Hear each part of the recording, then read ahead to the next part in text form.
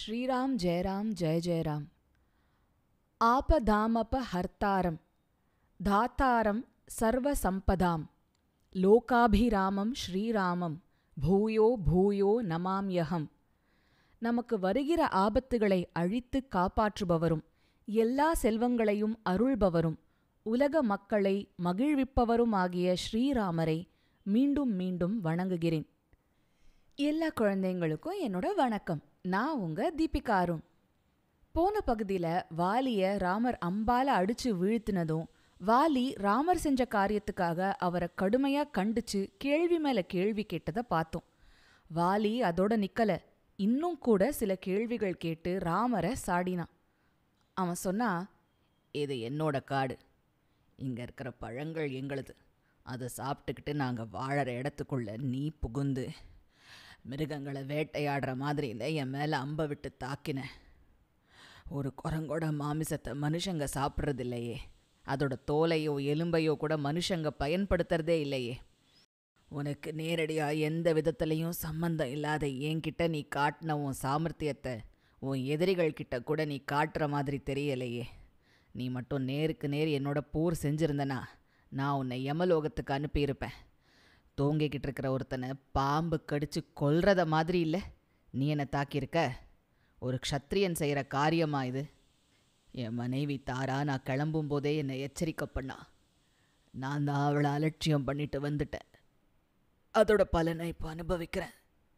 நீ மட்டும் சுக்ரீவன் கிட்ட போகாம என்கிட்டயே நேராக உதவி கேட்டு வந்திருந்தனா நானே அந்த ராவணனை கழுத்தை பிடிச்சி தூக்கி வந்து போர் ஒன்றும் செய்யாமலேயே உன் பொண்டாட்டி உன்கிட்ட சேர்த்துருப்பேனே. நீ செஞ்ச இந்த அதர்மமான காரியத்தை எப்படி நியாயப்படுத்துவ?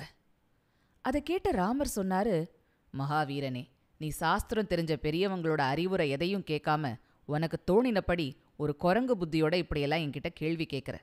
நீ செஞ்ச அயோக்கியத்தனங்களை அதர்மமான காரியங்களை நினச்சி பார்க்காம நீ என்கிட்ட தர்மத்தை பற்றி பேசுகிற. இந்த பூமியில் இருக்கிற மலைகளும் காடுகளும் மிருகங்களும் பறவைகளும் எல்லாமே இக்ஷ்வாக்கு ராஜவம்சத்துக்கு கீழே அடங்கி தான் இருக்கு. அதை இப்போ ஆள்றவன் பரதன். அவனோட ஆணைப்படி தர்ம பரிபாலனம் செய்யறதுக்குத்தான் என்ன மாதிரி இருக்கிறவங்க இருக்கும். இங்கே எவன் ஒழுக்கக்கேடோட நடக்கிறானோ அவனை தர்ம நியமங்கள் பிரகாரம் தண்டிக்கிற உரிமை பரதனோட ஆணைப்படி க்ஷத்ரியனான எனக்கு இருக்கு அப்படின்னு ராமர் சொன்னார். வாலி ராமர்கிட்ட முதல்ல கேட்டான் இல்லையா, நான் உன் நாட்டுக்குள்ளே புகுந்து தப்பான காரியம் ஏதாவது பண்ணினேனா? இந்த காட்டு பகுதியெல்லாம் எனக்கு சொந்தமானது தானேன்னு. அதுக்கு பதிலாகத்தான் ராமர் இப்படி சொன்னார். தொடர்ந்து ராமர், ஒருத்தனோட தம்பிங்கிறவன் மகனுக்கு சமானம், அவனோட மனைவிங்கிறவ மருமகளுக்கு சமானம். ஒழுக்கம் கெட்ட நீ உன் தம்பி உயிரோட இருக்கும்போதே அவனோட மனைவி ருமைய வலுக்கட்டாயமாக உனக்கு சொந்தமாக்கிக்கிட்ட. அது அதர்மமான செயல். அதுக்காகத்தான் க்ஷத்ரியனான நான் உனக்கு தண்டனை கொடுத்தேன். எனக்கு என் தம்பி லக்ஷ்மணன் எப்படியோ அப்படித்தான் என் நண்பனான சுக்ரீவனும். அவனும் எனக்கு தம்பி மாதிரி தான். அவன் மனைவியையும் நாட்டையும் அவனுக்கு மீட்டு கொடுக்கறதா நான் அவனுக்கு வாக்கு கொடுத்தேன். அதுக்கு பிரதியா அவன் என் மனைவியை மீட்டு கொடுக்க உதவுவான். நீ செஞ்ச தப்பு காரியத்துக்காக உன்னை கொன்று தண்டிப்பேன்னு நான் அவனுக்கு கொடுத்த வாக்கத்தான் நான் நிறைவேற்றுறேன். ஒரு நாளும் நான் கொடுத்த வாக்கை மீற மாட்டேன். உன்னை கொல்றதுங்கிற காரியத்துக்கு பின்னால் எனக்கு உன் பேரில் மன வருத்தமோ கோவமோ எதுவும் கிடையாது. காட்டில் மிருகங்களை ராஜாக்கள், ஏன் ராஜ ரிஷிகள் கூட வேட்டையாடுறது சகஜம்தான். ராஜாக்களுக்கு அப்படி செய்ய சுதந்திரம் இருக்குது. மரங்களில் வாழற மிருகங்களை அம்பு விட்டு அடிக்கிறதும் சகஜம்தான். அதில் நேருக்கு நேர் போராடுறதுங்கிறது கிடையாது. மாமிசம் சாப்பிட்ற பழக்கம் உள்ளவங்க நேராவோ மறைமுகமாவோ கண்ணி வச்சு பிடிச்சோ நிற்கிற மிருகத்தையோ மிரண்டு ஓடுற மிருகத்தையோ கொல்றதும் இயற்கையில் சகஜம்தான். தப்பு பண்ண ஒன்ன மாதிரி ஒருத்தனை ஒரு அரசன் தண்டிக்கிறதுனால பாவம் அடைய மாட்டான். அதனால் தர்மசாஸ்திரங்கள் படி பார்த்தா நான் உன்னை கொல்றதுல தப்பொன்னும் இல்லை அப்படின்னு சொல்லி முடிச்சாரு ராமர். குழந்தைங்களா, நீங்கள் கூட உங்கள் அம்மா அப்பா கிட்ட ராமர் வாலியை மறைஞ்சு நின்று அடிச்சு கொன்னது சரியா தப்பான்னு விவாதிச்சிருப்பீங்கன்னு நினைக்கிறேன். ராமர் வாலி வதம் செஞ்சது சரியா சரியில்லையான்னு காலங்காலமாக ராமாயணத்தை ஆழமாக படிக்கிற பண்டிதர்களும் சாதாரணமாக கதை கேட்குறவங்களும் விவாதம் பண்ணிக்கிட்டே தான் இருக்காங்க. நிறைய பேருக்கு ராமர் செஞ்சது தப்புன்னு தோணலாம். அவர் தான் வாலியை கொல்றத தர்மசாஸ்திரப்படி நியாயப்படுத்தினதை வெறும் ஒரு சப்பக்கட்டுதான்னு கூட சில பேர் சொல்லுவாங்க. இல்லை, ராமர் மறைஞ்சு நின்று வாலியை அடித்ததுக்கு வேற ஒரு முக்கியமான காரணம் இருக்குன்னு சில பேர் சொல்லுவாங்க. அது என்னன்னா, வாலி சண்டைக்கு இறங்கும் போதெல்லாம் இந்திரன் கொடுத்த ஒரு தங்கச் சங்கிலிய கழுத்துல மாட்டிக்கிட்டு போனான்னு வருதுல்ல, அதை போட்டுக்கிட்டு போனா எதிரியோட பலத்துல பாதி வாலிக்கிட்ட வந்து சேர்க்கிற சக்தி அந்த சங்கிலியில இருக்கு. அதனால வாலி அதை போட்டுக்கிட்டு தான் சண்டைக்கு போவான். ராமருக்கு அந்த ரகசியம் தெரிஞ்சதுனால தான் அவர் நேருக்கு நேர் வாலி கூட சண்டைக்கு இறங்கலன்னு சொல்லுவாங்க. ஆனா வால்மீகி முனிவர் இங்க அப்படி எதுவும் சொல்லல. எது எப்படி இருந்தாலும் நாம இங்க முக்கியமா கவனிக்க வேண்டிய சில விஷயங்கள் இருக்கு. ராமர் பகவான் விஷ்ணுவோட அவதாரமா பூமிக்கு வந்தவர். அவர் எதுக்காக வந்தாரு? கொடிய ராட்சசனான ராவணனை கொல்றதுக்காக. ராமரை பத்தி வால்மீகி முனிவர் சித்தரிக்கிறது எப்படி இருக்கு?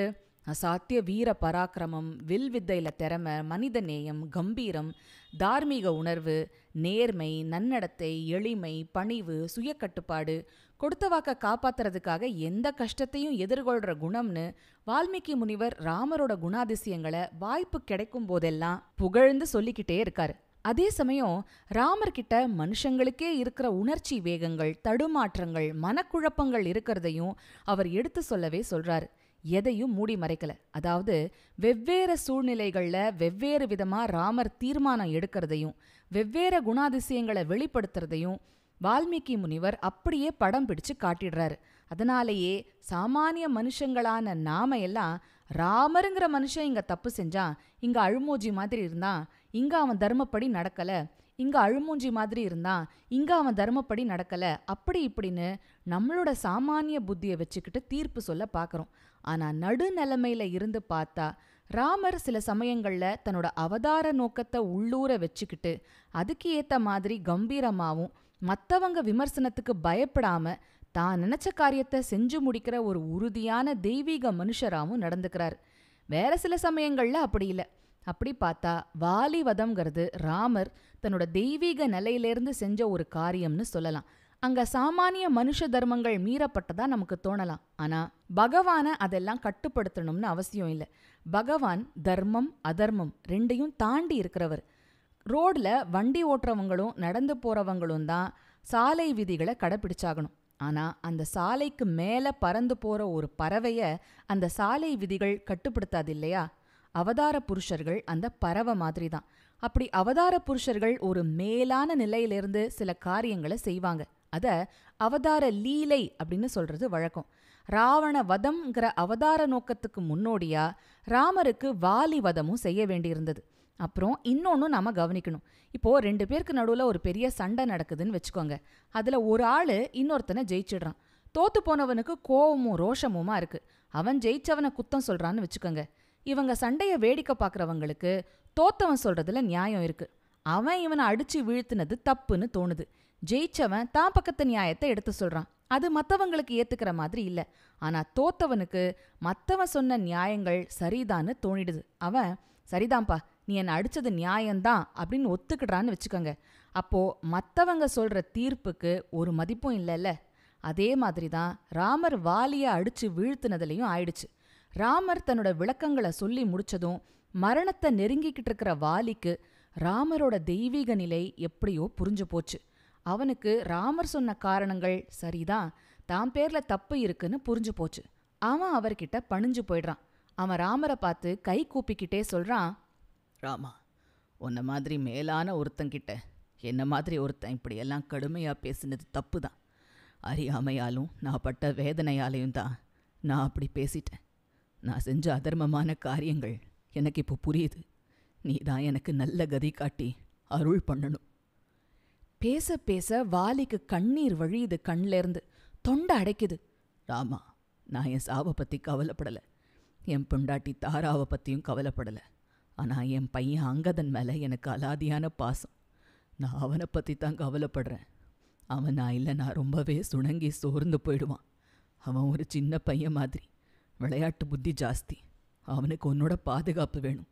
எது செய்ய தகுந்தது எது செய்ய தகாததுன்னு உனக்கு நல்லாவே தெரியும்.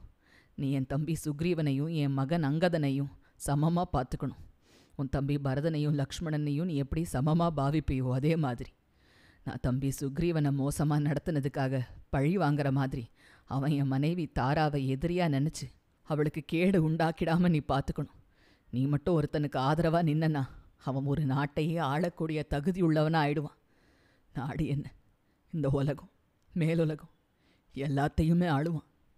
தாரா எனக்கு எவ்வளவோ எடுத்து சொன்னான். தம்பி கூட சண்டை வேண்டாம்னு சொன்னான். நான் தான் கேட்கல. உன் கையால் சாகணும்னு தானோ என்னவோ நான் தம்பி கூட சண்டைக்கு வந்தேன். இப்படி சொல்லும்போதே அவன் குரல் தடுமாறுறது. அப்போ ராமர் கனிவோட அவன்கிட்ட பேசுறாரு. வாலி, நீ தாராவை பற்றியோ அங்கதனை பற்றியோ கவலைப்படாத. அவங்கள பாதுகாப்போட நாங்கள் பார்த்துப்போம். அநியாயமாக உன்னை கொலை பண்ணிட்டதாவோ இல்லை நீ பாவம் பண்ணிட்டதாவோ நினைக்காத. உனக்கு எது செய்யணுமோ அதை தர்ம பிரகாரம் நான் செஞ்சேன். தர்ம பிரகாரம் நீ செஞ்ச தப்புக்கு தண்டனையை நீ இப்போ அனுபவிச்சிட்டதுனால நீ செஞ்ச பாவத்திலிருந்து உனக்கு விடுதலை கிடைச்சாச்சு. நீ அடைய வேண்டிய மேலான கதியை அடைவ. சோகம், மோகம், பயம் 3லேருந்தும் நீ விடுபடுவ. அங்கதன் உன்கிட்ட எப்படி நடந்துக்கிட்டானோ அப்படியே அவன் சுக்ரீவன் கிட்டையும் என்கிட்டையும் நடந்துப்பான். கவலைப்படாத அப்படின்னு சொன்னார். ராமா, மனிதர் குல தெய்வமே, உன்னை திட்டி தகாத வார்த்தைகள் பேசினதுக்காக நீ என்ன மன்னிக்கணும்னு வேண்டி கேட்டுக்கிற. அப்படி சொல்லும்போதே வாலி மரணத்தோட பிடிக்குள்ள வர ஆரம்பிச்சு மயங்கி போயிட்டான். ராமர் வாலி அம்பால அடிச்சு போட்ட செய்தி தாரை காதுல வந்து விழுந்துடுத்து. அவ தாங்க முடியாத வேதனையோட அங்கதனையும் கூட்டிக்கிட்டு வாலி விழுந்து கிடக்கிற இடத்துக்கு ஓடி வரா. அங்க ராம லக்ஷ்மணர்களும் சுக்ரீவனும் நிக்கிறத பாக்கறா. சுக்ரீவனுக்கு தாராவை பார்க்கவே ரொம்ப வருத்தமாவும் வேதனையாவும் இருக்கு. தாரா அவங்களையெல்லாம் தாண்டி வந்து தான் புருஷனோட உடம்ப கட்டி பிடிச்சிக்கிட்டு கதறி கதறி அழறா. அவனுக்கு அநியாயமா நேர்ந்துட்ட கெடுதியை பத்தி புலம்புறா. அவ பின்னாடியே ஓடி வந்த மற்ற அரண்மனை பெண் வானரங்களும் அவ கூட சேர்ந்து பெரிய குரல் எடுத்து அழறாங்க. இப்படி ரொம்ப நேரம் அவ கதறி அழுததுக்கு அப்புறம் ஹனுமார் மெதுவா அவ பக்கத்துல வந்து ஆறுதலா பேசி சமாதானப்படுத்த பார்க்கறாரு. அம்மா, எல்லாம் விதிப்படி நடந்தது. இதுல யார குத்தம் சொல்லி என்ன அழுது என்ன பலன்? நீங்க மனசை தேத்திக்கிட்டு உங்க மகன் அங்கதனுக்கு துணையா நிக்கணும். தங்களோட ராஜாவை இழந்து தவிக்கிற வானரர்களுக்கு நீங்க தான் தைரியம் தரணும். வாலியோட இறுதி சடங்குகளை ராஜ மரியாதையோட நடத்த நீங்க தான் ஏற்பாடு செய்யணும் அப்படின்னு எடுத்து சொல்றாரு. என் புருஷனே போனதுக்கப்புறம் எனக்கு வாழ்க்கையில இனி என்ன இருக்கு? நானும் அவர் கூடவே போயிடுறேன் அப்படின்னு தாரா சொல்லி புலம்புறா. வாலிக்கு இன்னும் உசுறு போகல. அவன் ஆழ்ந்த மயக்கத்திலிருந்து நனவுக்கு வந்து கண்ணை முழிச்சு பார்க்கறான். முதல்ல அவன் கண்ணில் சுக்ரீவன் தான் படுறான். வாலி அவனை கையசைச்சு கிட்ட கூப்பிட்டு, சுக்ரீவா, நான் உனக்கு செஞ்ச கெடுதலை மனசில் வச்சுக்காத. இதோ என் உசுறு போக போகுது. அதுக்கு முன்னாடி என்னோட இந்த வானர ராஜ்யத்தை ஆள்ற பொறுப்பை உன்கிட்ட ஒப்படைக்கிறேன். என் மகன் அங்கதனை நீ இனிமே உன்னோட மகனாக நினச்சி அக்கறையோடு பார்த்துக்கணும். அவன் ரொம்ப செல்லமாக வளர்ந்தவன். எல்லா சுகபோகங்களையும் அனுபவித்து வளர்ந்தவன். அவனுக்கு ஒரு குறையும் வராத மாதிரி நீ தான் பார்த்துக்கணும். அவனும் உனக்கு உறுதுணையா எப்பவும் இருப்பான் அப்படின்னு சொல்லிட்டு தன் கழுத்துல இருந்த இந்திரன் தந்த தங்கச் சங்கிலியை எடுத்து சுக்ரீவன் கழுத்துல போட்டு விடுறான் வாலி. அப்புறம் அங்கதனை கிட்ட கூப்பிட்டு, மகனே, நேரம் காலத்தை அனுசரித்து நீ நடந்துக்கணும். சுகத்தையும் துக்கத்தையும் சமமாக ஏற்றுக்கிற பக்குவம் உனக்கு வரணும். நீ என்கிட்ட அப்பாங்கிற உரிமையில் சில சமயம் பிடிவாதமாக நடந்துக்கிட்டாலும் நான் பொறுத்துக்கிட்டு போவேன். ஆனால் நீ என்கிட்ட நடந்துக்கிற மாதிரி சுக்ரீவன் கிட்ட நடந்துக்கக்கூடாது. அவன் உன்னோட முரட்டு சுபாவத்தை ஒத்துக்க மாட்டான். நீ சுக்ரீவன் கிட்ட என்னைக்கும் மரியாதையாக அடங்கி நடக்கணும். அவனுக்கு பிடிக்காதவங்க கூட நீ நட்பாக இருக்கக்கூடாது. யார்கிட்டையும் அளவுக்கு அதிகமான நட்பாக நெருங்கி பழகிறதோ எதிரியாக நடக்கிறதோ கூடாது. எப்பவும் நடுநிலைமையா நடந்துக்கணும் அப்படின்னு சொல்லி முடிக்கும்போதே வாலியோட உசுறு போயிடுது. எல்லா வானரர்களும் ஓன்னு அழறாங்க. துக்கம் தாங்காம தாரா பயங்கரமா அழுது புலம்புறா. அங்கதனும் கண்ணீர் விட்டுக்கிட்டே தான் அப்பாவோட காலை தொட்டு வணங்குறான். இதையெல்லாம் பார்த்துக்கிட்டு நின்ன சுக்ரீவனுக்கும் இப்போ ரொம்பவே வேதனையும் துக்கமுமா ஆயிடுச்சு. சுக்ரீவன் ராமரை பார்த்து சொல்றான், ராமா, நீ எனக்காக வாலியை கொன்னு இந்த அரச பதவியையும் என் மனைவியையும் மீட்டு தந்திருக்க. ஆனா இப்போ என் அண்ணாவும் செத்து தாராவும் அங்கதனும் இந்த வானரர்களும் தாங்க முடியாத துக்கத்தை அனுபவிக்கிறத பார்க்கறப்போ எனக்கு எதுக்கடா இந்த அரச பதவின்னு தோணுது. என்னோட சுயநலத்தை நினச்சா எனக்கே என்னை பற்றி கேவலமாக தோணுது. எவனாவது தன்னோட சொந்த அண்ணனையே கொல்ல இப்படி ஏற்பாடு பண்ணுவானா? நான் மகா பாவின்னு தோணுது அப்படின்னு புலம்பினா சுக்ரீவன். அதை கேட்டு ராமருக்கே கண்ணு ஈரமாயிடுச்சு. அவர் தாரா கிட்ட வராரு. தாரை ராமரை பார்த்து, நீங்க எல்லா தர்மமும் தெரிஞ்சவர், எங்களோட சாமானியமான அறிவுக்கு எட்டாதவர். நான் உங்ககிட்ட ஒன்று மட்டும்தான் கெஞ்சி கேட்டுக்கிறேன். என்னையும் உங்களோட கூர் அம்பால அடிச்சு என் கணவர் போன அதே லோகத்துக்கு அனுப்பி வச்சிடுங்க. அவர் இல்லாம உயிர் வாழ எனக்கு எந்த ஆசையும் இல்லை அப்படின்னு சொல்லி அழறா. ராமர் அவளுக்கு இனிமையா தர்ம உபதேசமெல்லாம் கொடுத்து, உன் மகன் அங்கதனை இளவரசனா நான் முடிசூட்டுவேன், நீ அவனை பார்த்துக்கிட்டு அவன் கூட நிம்மதியா சந்தோஷமா வாழணும் அப்படின்னு சொல்றாரு. சுக்ரீவா, உன் அண்ணன் வீர மரணம் அடைஞ்சான், அவனுக்கு சொர்க்க பதவி காத்திருக்கு, அதனால துக்கப்பட்டு அழுதது போதும், எல்லா ராஜ மரியாதையோடவும் வாலியோட உடம்ப தகனம் பண்ண ஏற்பாடு செய் அப்படின்னு சொன்னாரு. சகல அலங்காரங்களோட ஒரு பல்லக்கு ஏற்பாடு பண்ணி அதுல வாலியோட உடம்ப வச்சு இறுதி ஊர்வலமா எடுத்துக்கிட்டு போய் சகல மரியாதைகளோடும் வாலியோட உடம்ப தகனம் பண்ணினாங்க. குழந்தைங்களா, இனி அடுத்து என்ன நடந்துச்சுன்னு அடுத்த பகுதியில் கேட்கலாம். அது வரைக்கும் சிரிச்சுக்கிட்டு கிரிச்சுக்கிட்டு சந்தோஷமா இருங்க.